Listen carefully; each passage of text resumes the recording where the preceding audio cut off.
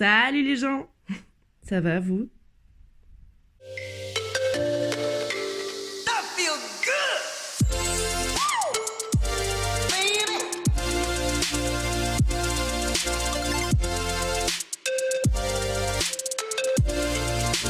Aujourd'hui, je vous retrouve pour parler d'une de mes passions. Si vous me suivez sur Insta, je pense que vous le savez. On va parler de ces trucs-là. On va faire un top 10 des faits méconnus sur les chats. Sans plus attendre, c'est parti pour le premier fait. Ouais, je sais, vous êtes déçus, vous pensez que les chats c'était des super-héros. Mais je m'explique. Les chats ne voient pas dans le noir complet. Évidemment, on raconte ça parce que les chats voient très bien dans la pénombre. Ils ont besoin de 6 fois moins de lumière que nous pour voir. Leur pupille est faite de telle manière qu'elle se dilate au maximum pour absorber la moindre petite parcelle de lumière. Mais si vous mettez un chat dans une pièce complètement noire, sans aucune source, même faible, de lumière, bah il verra rien, comme nous. Et oui, en effet, les chats ne ronronnent pas que quand ils sont contents. En fait, le ronronnement pour les chats, c'est un peu la même chose que pour nous le sourire et le rire. Ça sert à créer une atmosphère chaleureuse, à montrer aux autres animaux et aux humains qu'il n'y a pas de danger ou quoi que ce soit, comme nous quand on sourit à quelqu'un. C'est une forme de communication qui est assez vaste et ils peuvent utiliser le ronronnement dans bien d'autres situations, comme par exemple pour réguler leur stress, quand ils ont peur ou tout simplement quand ils ont très mal. Le ronronnement des chats permet aussi pour eux d'avoir une meilleure santé, comme nous quand on rigole en fait. Le rire nous permet de rallonger notre espérance de vie. Les chats l'utilisent pour réduire leur douleur et pour se rassurer eux-mêmes. Alors ça, c'est un fait qui m'avait fait particulièrement rire quand je l'avais appris. On pense qu'ils ont inventé le miaulement pour pouvoir communiquer avec nous plus facilement. En fait, entre eux, les chats vocalisent très peu. Mais à l'état vraiment sauvage, les miaulements sont réservés que à l'accouplement et aux bagarres. Le reste du temps, ils se reconnaissent par des odeurs, tout un comportement complexe au niveau de leur gestuelle, au niveau de leur expression faciale, au niveau de la posture de leur corps. Les chats domestiques vocalisent un petit peu plus entre eux, mais par contre, ils ne miaulent pas à proprement parler. Généralement, ce qu'ils font, c'est une sorte de roucoulement ou de gazouillement un peu comme les oiseaux. Ça, c'est surtout par exemple la maman qui communique avec ses petits, ou alors les chats de la même meute, si on peut dire ça comme ça, parce que le chat est un animal très solitaire.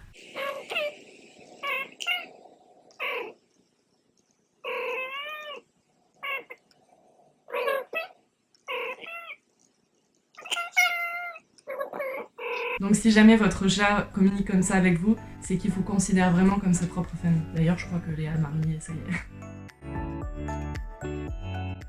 Alors ce point-là était vraiment très important pour moi parce que je veux arrêter d'entendre des gens quand je leur dis de faire stériliser leur minette qui me disent « Non, il faut d'abord que je lui fasse faire une portée. » Non. Mais non, mais vraiment les gars, vraiment, faut arrêter en fait. Faut arrêter de penser ça. La stérilisation est la meilleure des solutions pour votre chat, que ce soit en matière de santé, en matière de comportement, en matière de longévité. Si vous le faites pas pour lui ou pour elle, faites-le pour vous. J'ai l'impression que les gens qui me disent ça ne se rendent pas compte à quel point il peut y avoir des complications, des risques liés à une grossesse ou à un accouchement. Et c'est aussi absurde que de dire qu'une femme, pour être complète, pour être comblée, a absolument besoin de faire un enfant. Comme si un enfant était indispensable à la santé d'une femme. C'est complètement con. Bah, ça l'est autant pour un chat. Je voulais aussi apporter quelques petites précisions à propos de ça. Généralement, les gens ne savent pas que les chats peuvent être stérilisés très tôt. Il n'est pas forcément nécessaire d'attendre les premières chaleurs pour les femelles, tout simplement parce qu'elles peuvent avoir des petits dès l'âge de 4 mois, donc bien avant leur première chaleur. Et je vous laisse imaginer le risque lié à une grossesse alors que la chatte n'a même pas fini de grandir. Les mâles peuvent être castrés dès que leurs testicules sont descendus, donc ça peut être aux alentours de 2-3 mois. Pareil pour la femelle, elle peut être stérilisée à l'âge de 2 mois, on appelle ça une stérilisation juvénile. Faire castrer son chat mâle servira à éviter les bagarres, éviter les fugues, éviter les miaulements intempestifs pendant la nuit quand ils appellent les femelles, éviter les marquages urinaires, parce que oui, si votre chat fait pipi partout, c'est pas forcément parce qu'il n'est pas propre ou que la litière n'est pas au bon endroit, ça peut, hein, mais c'est pas toujours le cas. Ça peut tout simplement être une femelle ou un mâle qui marque son territoire. Et surtout, au niveau de la santé, il y a beaucoup moins de risques de tumeurs testiculaires et ils sont protégés contre le sida du chat parce qu'ils se battent moins et ils ne s'accouplent pas.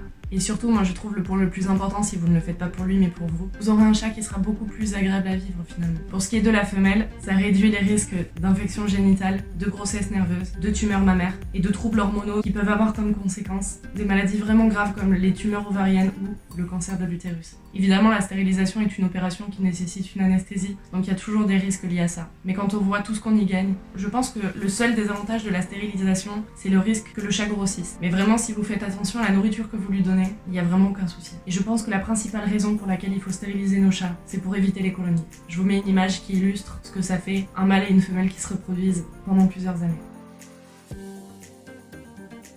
Il y a tellement de chats qui attendent dans les SPA, qui meurent sur les routes. Faut pas croire en fait que les chats sont franchement heureux dehors. Ils ont une vie qui est généralement courte, brutale dangereuse, stressante.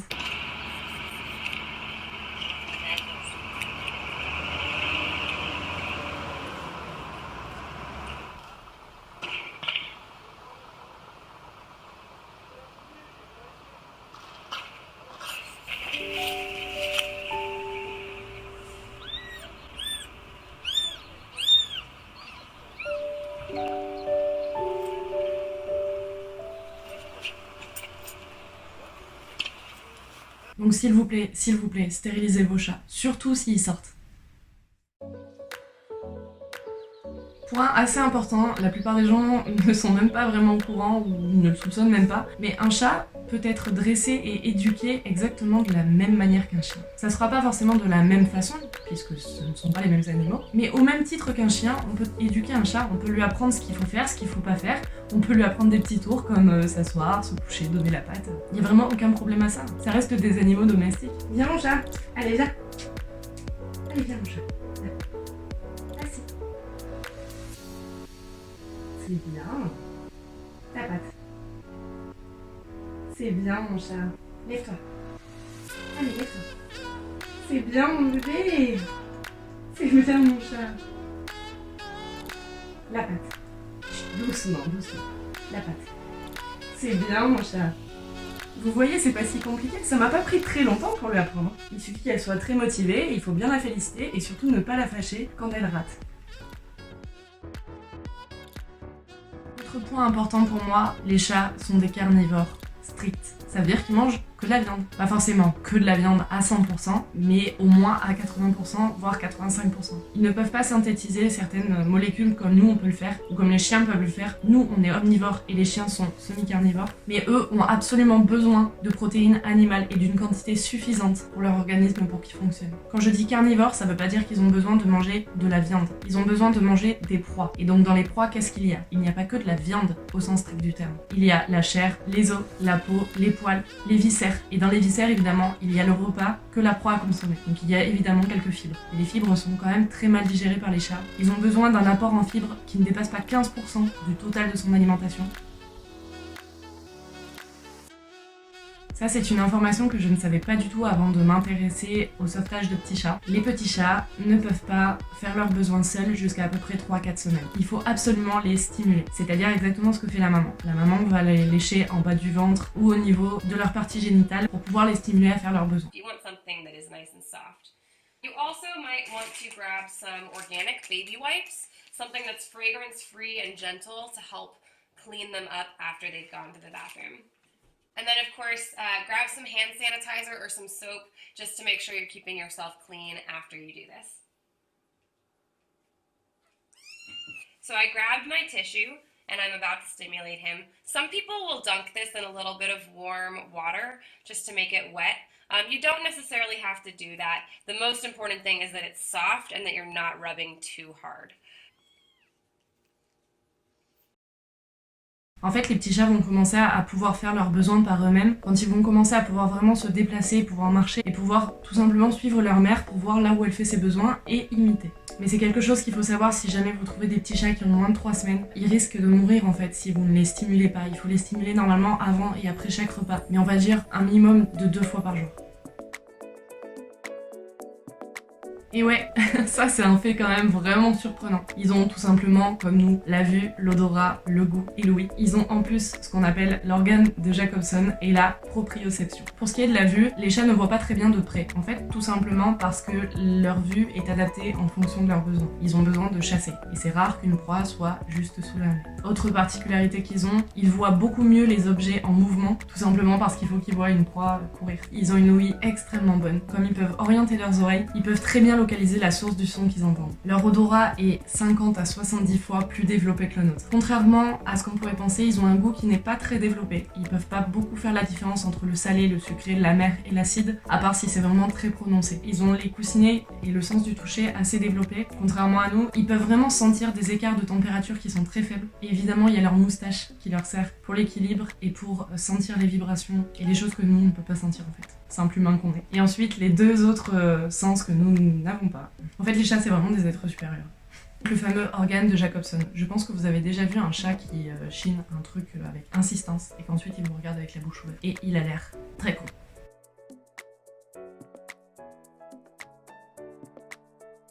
Et ben en fait, ils font appel à ce moment-là à leur organe de Jacobson qui est dans la voûte du palais. Et en fait, ça leur sert à avaler les odeurs et ça leur permet tout simplement de mieux les analyser pour mieux les comprendre. Pour ce qui est de la proprioception, c'est un mot vraiment barbare pour ce que ça indique finalement. Vous avez déjà vu à quel point les chats sont des très bons équilibristes, comment ils peuvent marcher sur un truc fin comme ça sans se casser la gueule.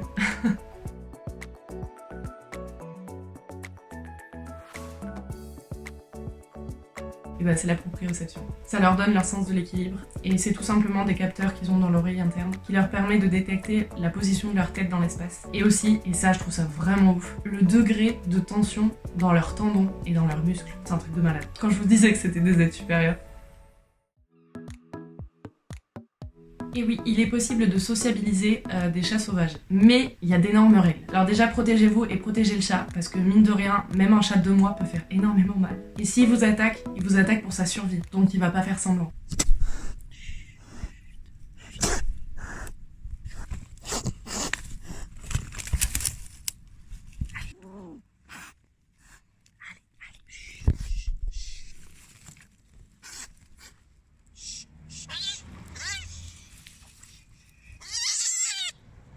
C'est bon. C'est...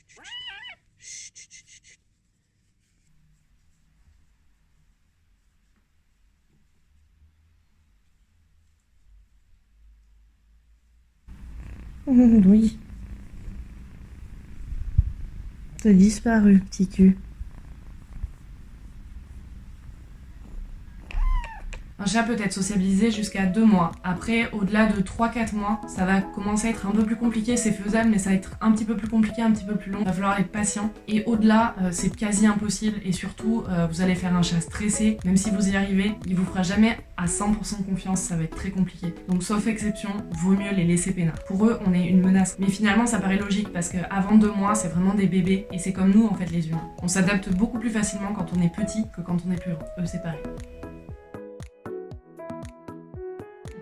Et pour terminer, une idée qui est quand même extrêmement répandue, c'est l'allergie aux poils de chat. Alors je ne dis pas évidemment que personne n'est allergique aux poils de chat, hein. C'est pas vrai, mais on va dire qu'une grande majorité des gens qui se disent allergiques aux poils de chat sont en fait allergiques à la salive que les chats déposent sur leurs poils. Leur peau et leur salive est très allergisante. Et évidemment de la salive ils en déposent sur leurs poils quand ils font leur toilette, c'est-à-dire les 3/4 de la journée les gars. Putain, ils passent vraiment leur vie à se nettoyer et à dormir. Et après, lorsqu'ils perdent ses poils à peu près partout dans la maison, quand ils les sèment. Et ben voilà, c'est à ça que les gens sont allergiques.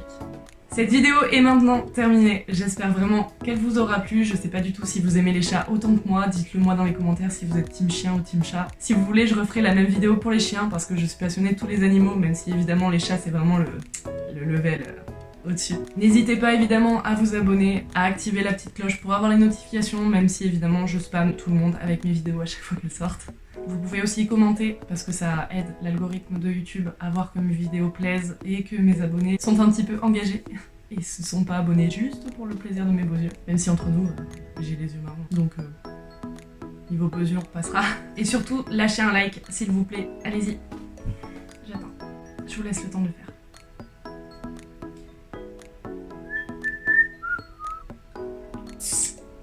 C'est bon ? Bon allez, j'arrête de raconter des conneries, j'arrête de vous saouler. Et en attendant, je vous dis à plus tard pour la prochaine vidéo. Oh putain, mon téléphone.